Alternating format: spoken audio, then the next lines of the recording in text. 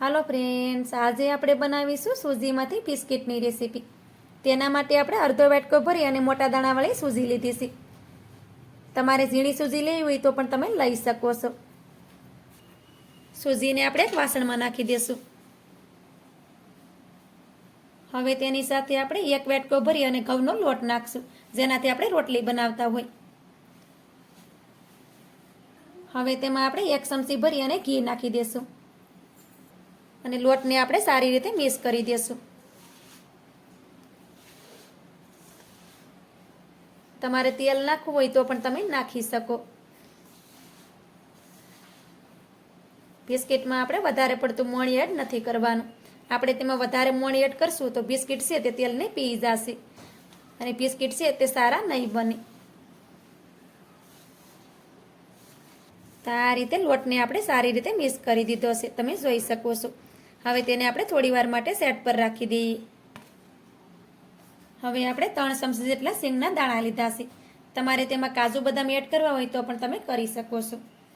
હવે આપણે આ રીતે દસ્તો લઈ લેશું અને સિંગ દાણા છે તેને આપણે ક્રશ કરી લેશું. તો સિંગ દાણાને આપણે ખાંડણીમાં નાખીને ખાંડવાના નથી, આ રીતે તેને વાટકામાં નાખી અને ક્રશ કરી લેવાના છે. સિંગ દાણા છે તેને આપણે અધકચરા ખાંડવાના છે, તેનો આપણે ફાઇન પાવડર નથી બનાવવાનો. તો આ રીતે વાટકામાં સિંગદાણાને લઈ તેને ક્રશ કરી લેવાના, તો તે આસાનીથી થઈ જશે. તમે જોઈ શકો છો કે સિંગદાણા છે તે સારી રીતે ક્રશ થઈ જાય છે. આપણે આ કાચા સિંગદાણા લીધા છે. તમારે શેકેલા સિંગદાણા લેવા હોય તો પણ તમે લઈ શકો છો. આ રીતે આપણે સિંગદાણાને સારી રીતે ક્રશ કરી લીધા છે. તમે જોઈ શકો છો કે તેમાં કોઈ પણ આખા દાણા નથી. આ રીતે આપણે સિંગદાણાને અધકચરા ક્રશ કરી લેવાના. હવે આપણે સિંગદાણાને લોટમાં નાખી દઈશું અને તેને પણ આપણે સારી રીતે મિક્સ કરી દઈશું. સિંગદાણાને પણ આપણે સારી રીતે મિક્સ કરી દીધા છે. હવે આપણે અડધો વાટકો ભરી અને હલકું ગરમ દૂધ લીધું છે. તેમાં આપણે અડધો વાટકો ભરી અને ખાંડ નાખી દઈએ. ખાંડને આપણે દૂધની સાથે સારી રીતે મિક્સ કરી દઈએ.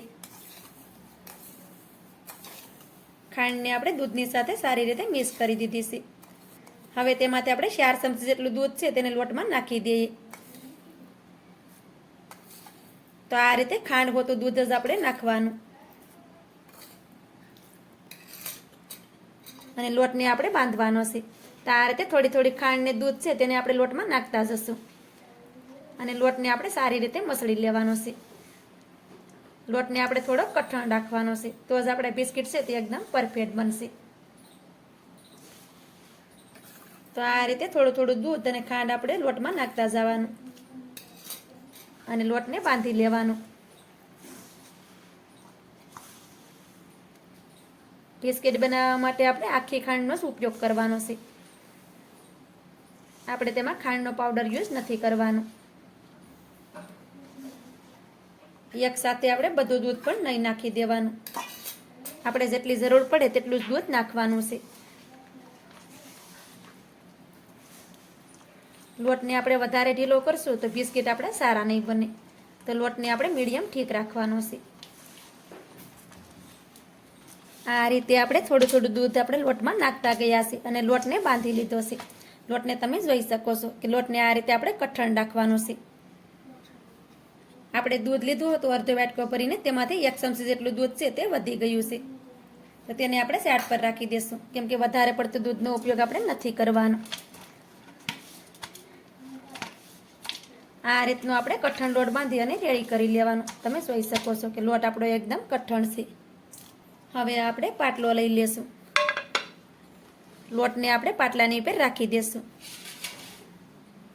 લોટને આપણે આ રીતે રોલ કરી દેવાનો છે. તો આ રીતે રોલ છે તે આસાનીથી થઈ જશે.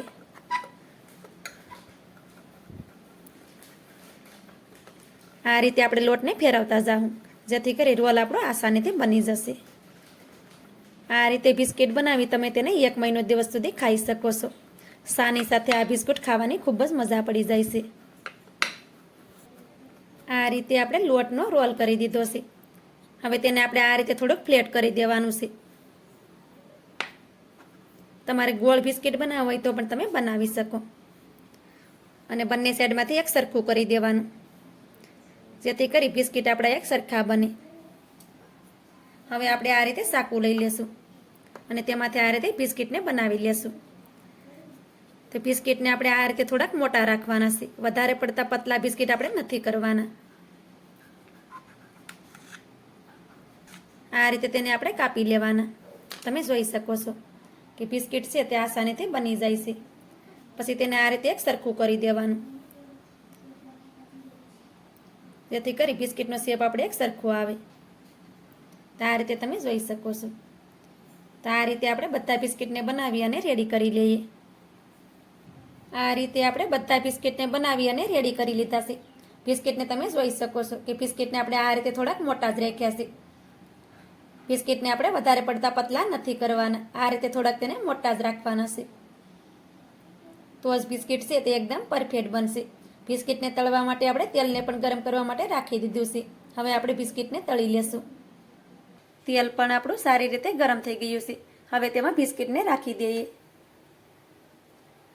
તો આ રીતે કડાઈમાં જેટલા હમાય એટલા બિસ્કિટ આપણે કડાઈમાં નાખી દેવાના છે. ગેસની ફ્લેમને આપણે ધીમી કરી દેવાની છે. બિસ્કિટને આપણે ધીમા ગેસ ઉપર જ તળવાના છે, જેથી કરી બિસ્કિટ છે તે અંદર સુધી સારી રીતે સડી જાય અને ક્રિસ્પી બને. આ રીતે આપણે બિસ્કિટને કડાઈમાં નાખી દીધા છે. હવે તેને પલટાવવાની ઉતાવળ આપણે નથી કરવાની. બિસ્કિટને આપણે એક સાઈડમાં થોડી વાર માટે સડવા દઈએ. બિસ્કિટને આપણે એક સાઈડમાં થોડી વાર માટે સડવા દીધા છે. હવે આપણે આ રીતે કાંટા ચમચી લેવાની અને બિસ્કિટને બીજી સાઈડમાં પલટાવી દેશું. તો આ રીતે બિસ્કિટને આસાનીથી પલટાવી દેવાના. બિસ્કિટને પલટાવવામાં ઉતાવળ નહીં કરવાની. બિસ્કિટને આપણે આ રીતે નિરાતે જ પલટાવવાના છે.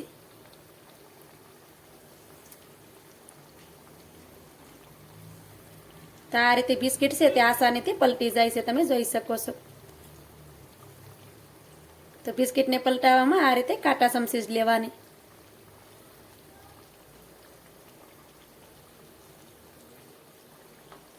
આ રીતે આપણે બધા બિસ્કિટને બીજી સાઈડમાં પલટાવી દીધા છે.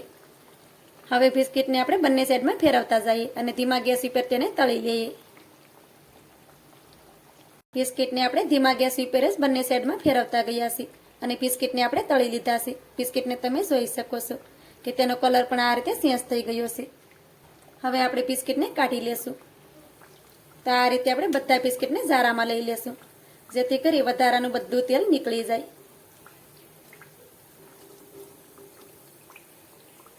બિસ્કિટને આપણે ધીમા ગેસ ઉપર જ તળવાના, જેથી કરી બિસ્કિટ આપણે એકદમ ક્રિસ્પી બને અને સારી રીતે સડી જાય. હવે આ રીતે સ્ટેપ કરશું, જેથી કરી તેમાં રહેલું વધારાનું બધું તેલ નીકળી જાય. આ રીતે બિસ્કિટને તમે જોઈ શકો છો કે તેમાં રહેલું વધારાનું બધું તેલ નીકળી ગયું છે. હવે બિસ્કિટને આપણે એક ડીશમાં લઈ લઈએ. હવે આપણે આ જ રીતે બધા બિસ્કિટને તળી અને રેડી કરી લઈએ. આ રીતે આપણે બધા બિસ્કિટને તળી અને રેડી કરી લીધા છે. આ રીતે બિસ્કિટ બનાવી તમે તેને સાની સાથે પણ ખાઈ શકો છો. આ બિસ્કિટ છે તે ખાવામાં ખૂબ જ ટેસ્ટી લાગે છે, સાથે સાથે હેલ્ધી પણ છે. તો મારી આજની રેસીપી તમને સારી લાગી હોય તો લાઈક કરી કોમેન્ટ કરી દેજો. ચેનલ પર નવા હોય તો ચેનલને સબસ્ક્રાઈબ કરવાનું ભૂલતા નહીં. તો મળીએ એક આવી જ નવી રેસીપીની સાથે. ત્યાં સુધી બધાને જય માતાજી.